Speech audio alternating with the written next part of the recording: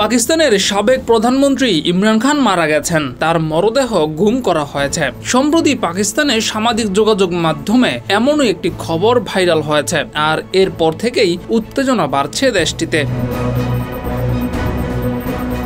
সামাজিক যোগাযোগ মাধ্যমে যে তথ্য ভাইরাল হয়েছে সেখানে দাবি করা হয়েছে আদিয়ালা কারাগারে বন্দী ইমরান খানকে হত্যা করা হয়েছে এবং তার লাশ গায়েব করে দেওয়া হয়েছে। দাবিটা প্রথম ছড়িয়েছে কিছু আফগান সোশ্যাল মিডিয়া অ্যাকাউন্ট থেকে। পরবর্তীতে ভারতীয় মিডিয়া এটি প্রচার করা হয়। অনেকে এটি সম্ভাব্য সত্য হিসেবে রিপোর্ট করেছে।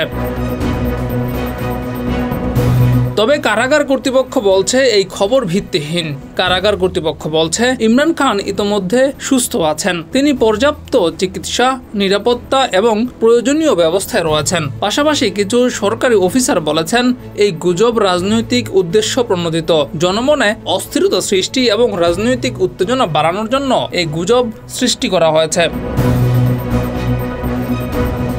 এদিকে ইমরান খানের ছেলে কাশিম খান দাবি করেছেন তার বাবা গত 6 সপ্তাহ ধরে ডেথ সেলে রয়েছেন এবং পরিবারের কোনো সদস্যকে দেখা করতে দেওয়া হচ্ছে না। তার বোনেরা বলছেন গত কিছুদিন ধরে তারা কারাগারের বাইরে গিয়ে দেখা করবার চেষ্টা করেছেন, কিন্তু পুলিশ তাদের সঙ্গে দেখা করতে দিচ্ছে না, বরং নির্যাতন করার অভিযোগও করেছেন তারা। এই কারণে এক ধরনের প্রমাণহীনতা তৈরি হচ্ছে, যা গুঞ্জনকে আরও শক্তিশালী করেছে।